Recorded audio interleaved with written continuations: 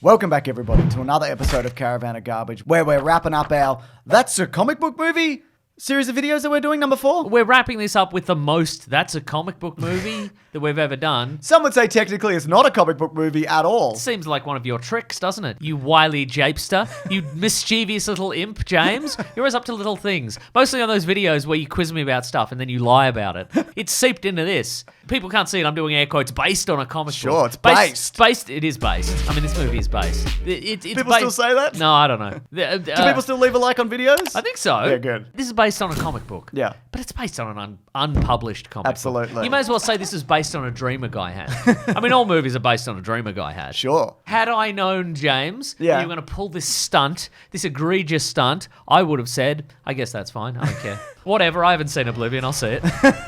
Or do Tank Girl? Or do Tank Girl. Yeah. It's free on YouTube now, I think. Yeah, absolutely. We'll get to Tank Girl. We'll come back to this again. Tank Girl definitely has barbed wire vibes. Sure. So I think this progression here is a little bit more interesting because Wow. we've gone from. That's the first time you've ever vaguely complimented me. I don't know if it's a compliment.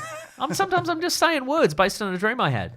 I feel like we've gone from like a couple real stinkers that have some highlights to them to this movie, which unfortunately is just mostly competent. It's a mostly competent, fine bit of movie making. You know what I mean? Don't enjoy a Tom Cruise sci-fi action epic? This might be my third favourite one of his that he's done. Is it your third favourite movie? Of all time? Yes. Yes. It goes Lord of the Rings 1, Lord of the Rings 2. The movie Oblivion. Okay, great. Terrific. I do like this one, though. I've always liked it. Mm-hmm. And look, if I had to rank the Tom Cruise sci-fi epics, discounting Mission Impossible and other films that have sci-fi elements, I would say Minority Report number 1. Okay, great. Edge of Tomorrow number 2. Pretty good. Interesting choice of 1 and 2. I would have switched them, but go ahead. Sure. I would put War of the Worlds if the first 15 minutes was just the movie, but Oblivion sneaks in there. Interesting. Yeah. And then the first 15 minutes of War of the Worlds, and then the rest of War of the Worlds is down the bottom. There's some other stuff in there. How would you rank the 3 Joseph Kazinski movies that exist? Oblivion, Top Gun Maverick, and the branded F1 movie product. You're forgetting Tron. He did Tron too. No, there's only 3. We are going to look at that later in this year. Anyway, so this is from Joseph Kazinski, as mentioned. It's based on a graphic novel. And it's based. Now, not on a dream, but he liked the bleak sci-fi stories from the 70s, and that's where this kind of comes from. And it starts like that. It's got that lonely man running around a wasteland kind of thing. Once again, it's based on a graphic novel that didn't get made, Yes. and also he created it. Yeah. But only in his mind. Yeah. He imagined it in his mind. So he was putting it together during the strike, and he couldn't get it off the ground for obvious reasons. And morally, he went, well, I can't think of any screenplay ideas because that would be against the ideals of the strike, but I can think of a comic book. That doesn't even count. That's not even art. Yeah. So then he pitched it to Radical Publishing. There was an 8-page treatment. Radical Publishing. Hell yeah, it's real too. It is. Well, they published the Rick Remender comic book, The Last Days of American Crime, which I liked and was turned into a Netflix movie, which is atrocious. So he brought an 8-page treatment to Comic-Con in 2010. Okay. The next day... Comic books are 8 pages, right? Yeah. Is 8 pages? That's enough. It's good enough. It's enough for you guys. The next day, Tom Cruise's agent called him because somehow Tom Cruise got his hands on that. Wow. Yeah. And so Joseph Kaczynski pitched it to Tom Cruise, just the idea of it, and then that's how it moved forward. It got purchased by Disney, but they didn't want to make the PG-13 version of this, so then they let it lapse and it ended up at Universal. Does this comic exist at all? I don't think so. Beyond the 8-page treatment, which is unobtainable on the internet as far as I know. Maybe it comes in a little tiny format to fit in a DVD case. Sure. Maybe you get the full Steelbook edition and it's Tom Cruise's head. And it's kind of weirdly shaped and it doesn't really fit on your shelf like those Simpsons DVD box sets. Does that mean that Tom Cruise was like in a cosplay outfit on the Comic-Con floor, just sort of wandering around? Or his manager was at the very least, No, or I one think of his nothing managers. was Tom Cruise. Yeah. I think it was Tom Cruise in a giant foam Tom Cruise head. As Cole Trickle from Days of Thunder. That's beautiful. Yeah. Anyways, we've got to talk about the story. Do we? Because as often is the case, people haven't seen these. Yes. How did this do? It did okay. All right, interesting. And warranted a sequel, but not really, obviously. Yeah, okay, right. So what is the story? Okay, so it's the future. Yep. It's 2077. He's a real salt of the earth American man, even though America is gone. Is this taking place in the same universe as Cyberpunk 2077? I would say so, yes. Yeah, definitely. He loves poetry. He loves cabins. He loves drinking from a river. He loves shooting a basketball in a weird way. He's an American man who's also an American weeb, is what he is. So he has been told some aliens showed up called the Scavengers. Yep. There's the land of the Scavengers and the Ravagers. And they showed up and they blew up the moon. And then the humans defeated the Scavengers with a bunch of nukes. And now his job is a technician. His job is to maintain all the drones that protect the Earth from the remnants of the Scavengers. But in order to do that, in order to get a job as like a lowly technician mechanic type, you need to get your memory wiped. So he doesn't remember anything prior to this, but he's like, this seems fine. Yeah, this is good. This is of course, why wouldn't I need my memory wiped before I go down the surface of the Earth and just tinker on some stuff. Hack these things with a wrench or whatever. And protect these giant machines which are sucking all the water out of the Earth. Which is good. It's good as far as I'm concerned, based on my memories of Earth, which are none, by the way. But he is he's also in his free time, he's doing two things. Yep. One, he goes down to the Earth and he's built a little cabin filled with like American mementos, and he puts on his favorite American flannel shirt and his favorite American Yankees baseball cap, and he pitches a big baseball to no one or whatever, and he has a nap in some grass. He probably pantomimes, puts some wieners on the grill and whatever, and he does that, and he looks at his old books and whatever. Yep. And the second thing he does is he dreams of Olga Kurylenko. Yeah. But he doesn't know why. Because his memory is erased, so he's like, where's this woman? I'm already married. Exactly. I'm married to a woman who lives in a sky tower. Yeah. And I feel like I don't like her, but this is okay. It's fine. I mean, based on my memories, which are zero, she's the most beautiful woman I've ever seen, except for that mystery woman in my dreams. Oh, and the woman on the little talk box machine. Oh, Talkbox lady, Melissa Leo, yeah. Andrea Riseborough plays his girlfriend, wife, boss, co-worker, team leader. Yep. Being like, we're in love. Don't think about your memories. Yeah. Don't think about your memories at all. Also, she didn't like working on this movie for reasons I will get to later. Oh, no. Yeah, that's right. She's in Birdman. She is. She's also great. In Black Mirror where she strangled a baby or whatever. Oh, yeah. And then they get the memory from a hamster or something. Oh, memory. Yeah. We'll talk about this. I mean, if anything, this is reminiscent of a particular Black Mirror episode. And by that, I mean most Black Mirror episodes. But we'll get to it later. But then Tom Cruise, he stumbles on a crashed ship and it's got a bunch of people in it in stasis, including Olga Kurylenko. Yeah. And he's like, it's distilled from my dreams, from my memories that I don't remember. What's going on there? It's complicated. Yeah, it certainly is. Yeah. Anyway, it turns out that he's a clone. And we're just spoiling it. That's and right. There's a bunch of him and they each protect different sectors of the Earth. Because But not for the good of humanity. No! There's a big robot triangle in the sky. There's always been a big triangle robot in the sky. And Tom Cruise is like, well, that's there to protect us, I think, and do good stuff, as far as I know, based on my memories, of which I have none, because they got erased. By the giant triangle in the sky, I guess, which is fine. I think that's cool based on my memories, of which I don't have any. But he was in a ship. Turned out he was in a ship along with Olga Kurylenko, who was his wife. Yep. And they got captured by this ship, which is an alien artificial intelligence that goes from world to world, and it takes all the resources, including the water, which is fine according to Tom Cruise's memories, of which he doesn't have any. And then it captured him, and then it cloned him a bunch of times to... it made an army of Tom Cruise because he was the best American. Yeah. And he helped... The army of him helped take over planet Earth. Yeah. And the Scavengers. Yeah. In retrospect, the idea that these guys, they're just a bunch of men in rags, just wandering around. Oh, they blew up the moon, did they? Yeah. They blew up the moon with their rifles and their sticks, did they? These men running around in hats. That's right. That's right. Their hats and their little steampunk goggles. But anyway, they're actually the real humanity. Yeah, that's right. You know, and he has been inadvertently fixing the drones that go around killing all of them. And not just him, because there's different Tom Cruises in different Tom Cruise sectors. Yeah. And one of which he does run into at one point. And it's a good thing because you want to keep the Tom Cruises separate, because if they banded together, they'd probably sort it out, whatever was happening. They'd certainly sort it out. Yeah. They'd certainly demolish all the remaining couches on Earth. You know. And shoot open with lightning or whatever. Yes, remember that? I do. Yeah. Absolutely. Okay, I really like the atmosphere of this. and the design elements. Sure. Right? That helicopter hovercrafty thing that they made. A whirly gig. I love it. I'm calling it a whirly gig. A whirly gig. That little bike that he has. His little folding bike. Yeah, man, it's that good. He can take on a public transport if he promises to fold it up. In the behind the scenes that I watched, there's a moment where he stacks that bike, and it is the coolest and least harmful motorcycle crash that I've ever seen somebody take.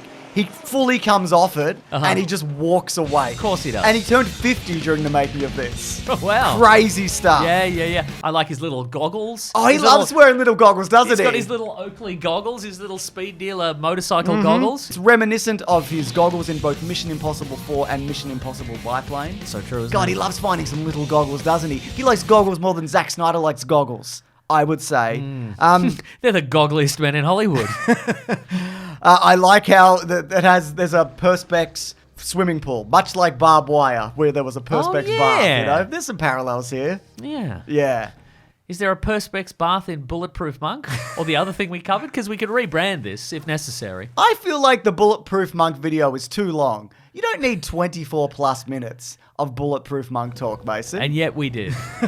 For national security reasons, we cannot redact any of that. Now, this actually pioneered some technology, which is very relevant to Hollywood these days. Go on. Do you know what I'm talking about? Is it volume related? It is volume related. Oh! So Joseph Kazinski, who worked on Tron 2, a movie that you don't think exists. Correct. He didn't want to do more blue screen like Tron Legacy. And also, because their headquarters is a big glass building, Yes. which they made for real. If you made that all blue and green screen, it would just bounce off every surface in that room. Sure, and yeah. would make it really difficult to comp out. I remember thinking while watching this, there's some great sequences where you've got the classic light up touchscreen table or what have you, and the sun is streaming in, and I'm like, that looks like it could even be real. You stupid idiot, it's not isn't real. This isn't a Marvel movie. They expended some effort. They only had one to do this year. So. They thought about it, they went, let's do it properly, I think. Yeah. So what they did, they took footage from the top of a volcano in Maui, 3 days, day and night, of getting all that up high stuff. Clouds, sunset, sunrise, all of that. Now that's a Maui wowie. That's right. And then they front projected it onto a bunch of different screens. 360, nearly 360 surrounding that whole environment. And then all of that is real. When you're on that set, everything that you see is actually happening in real time, this is kind of the basis of what became the volume. Interesting. But that's more kind of actual, for lack of a better word, like television screens. So Andrea Riseborough, though, she found it disconcerting because you're filming those scenes and you might be shooting breakfast and a sunrise, but it's at nighttime. But because you're so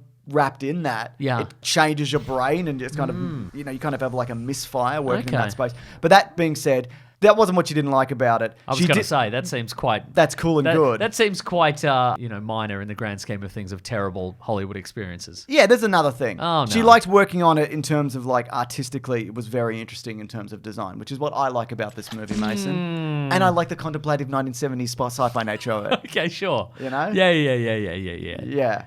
Putting on your favourite flannel shirt, throwing a baseball to nobody. Yeah, I get it.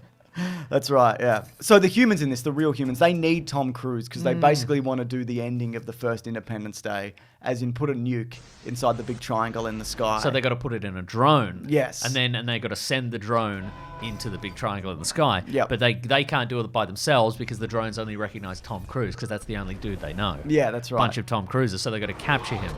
Side note, we got Morgan Freeman as the head of the Scavengers. He's always got a little smirk going on. You don't like that? I like Morgan Freeman generally, but he's got a real he's got a real smirk going on for a guy who's like one of the last remnants of a humanity that was destroyed. He's always like, Tom Cruise, you don't even know what's going on. Humanity was destroyed, Morgan Freeman. He's got no memories. The triangle took all his memories, Morgan Freeman. Be a bit more solemn, I reckon. He's always been a bit cheeky. Everyone's dead, Morgan Freeman. Yeah. Grow up. Yeah, he should. Yeah. And you know it's a 2013 movie also because there's a Game of Thrones guy in this, you know? That's right. how you really know the era. He's also in this for a minute, isn't he? Oh, he's in it, mate. He's in it for 2 or possibly 3 scenes. So Zoe Bell. Yeah, long time Uma Thurman stunt double and sometimes actor, Death Proof, etc. Yeah. So anyway, the woman that he unfroze, it was his wife or whatever. And she's like, you're my wife, Tom Cruise, or vice versa. No, you're my wife, Tom Cruise. That is correct. But she's not a clone. She's the real woman who was married to him, but he's obviously not the original Tom Cruise. That's right. I mean, he's the original Tom Cruise, but he's not the original Jack Clone. No, but he does meet Another clue, his name is Jack Clone. Yes. But he does meet another Tom Cruise. He's right. Tom Cruise 49. The other guy's Tom Cruise 52. That's right, exactly. So anyway, Tom Cruise has to go up and blow up the big triangle at the end. And he sacrifices himself with Morgan Freeman, who's got a little smoke about it. They do the ending of Independence Day. Looks like we're going to die, Tom Cruise. Yeah. You're going to die, Morgan Freeman. Settle down. But at a certain point, you're just like, nah, who cares? Yeah, I guess. You just do it. You just spin in your wheels, right? Probably true, yeah. The big triangle's taken out most things. Yeah. Yeah, and it turns out at the end, like, because he gets some of his memories back and he's destroyed, it's like, well, there's no more Tom Cruises left, except there's a bunch of them running around. They're all around the place. Yeah. How it should have ended did this at the time where there would be dozens of Tom Cruises rolling into the whole situation. cabin and being like, that's my sex baby that I had with you or whatever. That's how Tom Cruise talks. What term does he use? I did sex and that's mine. Oh, I think you should. I don't like any of that. Speak to Tom Cruise. I don't want to. But they'd also be like, I got to investigate this big triangle. Yeah. They're all like, well, I can't cross the radiation barrier. They all seem slightly rebellious. It's weird that none of them done that before this. Yeah. That's all I'm saying. Well, Morgan Freeman did smugly say this one's different. And I do like how they mess with him in this. They're not just trying to kill him at a certain point. They're like, let's fuck around with this dude a bit. All right. Let's see what we can make him do. Let's put his flannel shirt somewhere else. I think it's quite a satisfying ending, though. You know, not the cabin and multiple Tom Cruise thing. They're getting the bomb inside the big triangle. For sure, that's yeah. good. Okay, so it's called the Tet. Yes. Right? I was wondering, like, because it's never explicitly said what it is. Is it artificial life? Was it sent from an organic species? Are there aliens in it? Right, okay. I think it's artificial intelligence. I think it's a Galactus-style, like, world destroyer. And it wants to, or like the Borg, maybe. Yeah, okay, like sure. it wants to extract all the resources from a planet and move on. The Combine Yeah, from okay. Half-Life. And I guess it doesn't... It's just whatever. It's fine. Well, yeah, there is a definitive answer. Oh. But I guess we'd have to read that 8-page treatment inside Tom Cruise's head. So Cinema Blend spoke to Joseph Kazinski about this, and he said, my own belief and the consensus among the scientists... What do you mean your own belief? You wrote this. His own belief is what he believes. He had a dream about it. All right. Was that if we ever actually encountered another intelligent life form, it would much more likely be the way that it's depicted in Oblivion than the way it's depicted in other sci-fi films. Okay, that's very... If there were aliens, it would be the big triangle that I invented. Very modest of him. I think if there were aliens, they would be exactly how I thought, and then they would come to Earth and they would look at my movie Oblivion and go, good call, Joseph Kazinski. Well done.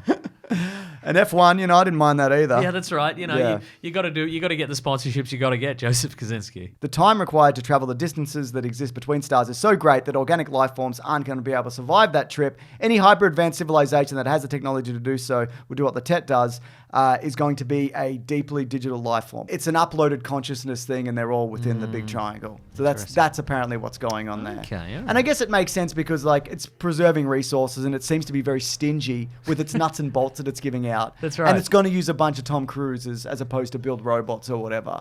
It's keeping it at a minimum. Yeah, cloning is cheaper than a bunch of robots or whatever, I guess. Yeah. Well, I think also the idea is that humans are resourceful in a way that a robot is not. There's one moment where he puts on a baseball cap and he fixes a thing with gum. Where'd he get the gum? I don't know. But he did get it. That's right. Maybe the big triangle gave him some gum for Christmas.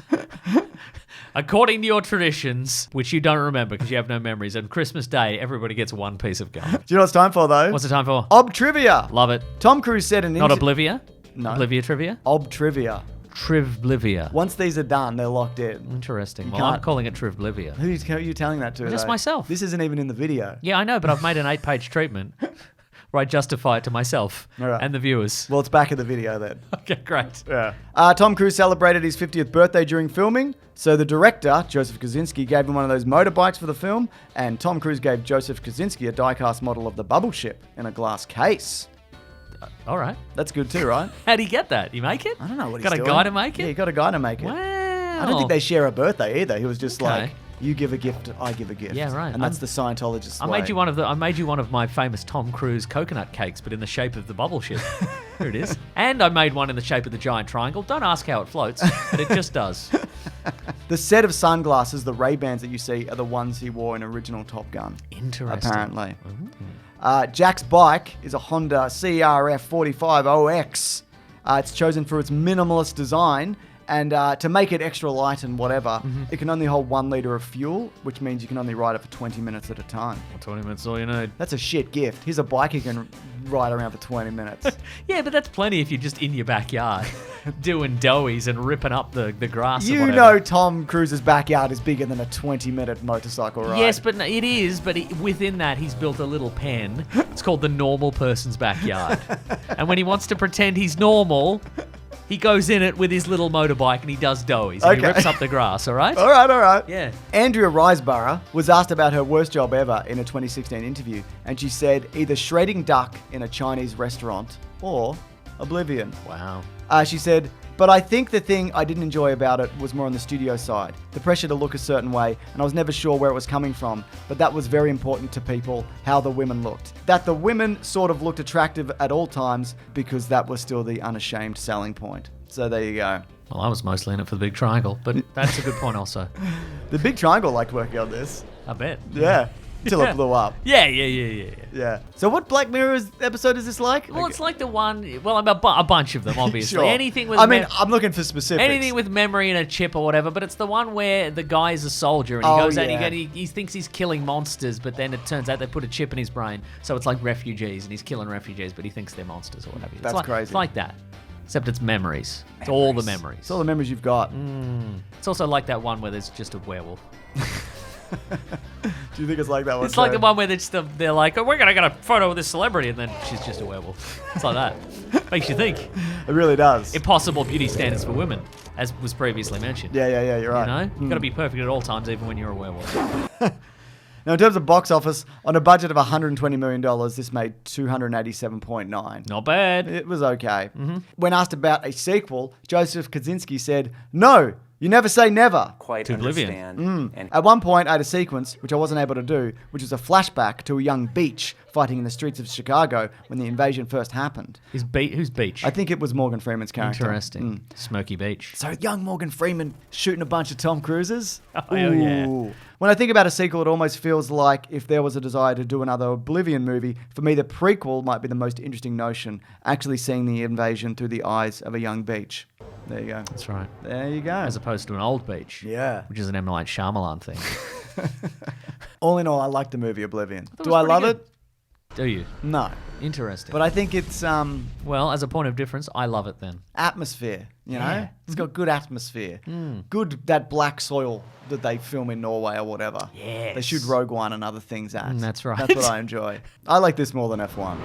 Interesting. But not as much as Maverick or Tron 2. Interesting. Yeah. Do you know, Mason, that we love to make videos here? I think we do. Yeah. I think that and I believe that. And we love... According to my memories, which are erased before we make each one of these videos. But you tell me every time we love making these videos. That's true. Well, that's what the big triangle tells me to tell you. So it's just down the line, you know? That's terrific. But if you do want to see these videos early, you can actually head over to bigsandwich.co, where they always go up early. Here's the in towards next week. Big things have small beginnings. There's other things going on there, though, not just early videos. There's exclusive stuff. We do video game Let's Plays. It's true. We do movie commentaries. It's true. We do bonus podcasts. Not true. Just kidding. It is true. That is true. We also have a podcast called The Weekly Planet, where we talk movies and comics and TV shows. That comes out every Monday, but early at bigsandwich.co if you do want to check it out. But it's on its own YouTube channel. It's on Spotify. It's on Apple. Thank you so much to Ben and Lawrence for the edit. Thank you, Ben and Lawrence. We love the movie Oblivion. We do. We love it. Well, you said you loved it when I said I thought it was pretty good. I don't know. I think you love it. We both love it. Yeah, we love it. All right, thanks everyone. Grab that gem, you guys. We'll see you next week. Goodbye. We're still here, aren't we? Now's the time to end it, though, I think. Well, I'm on my phone. I'm already on my phone. So I think it is time, yes. You've loosened your tie and you're on your phone. That's right.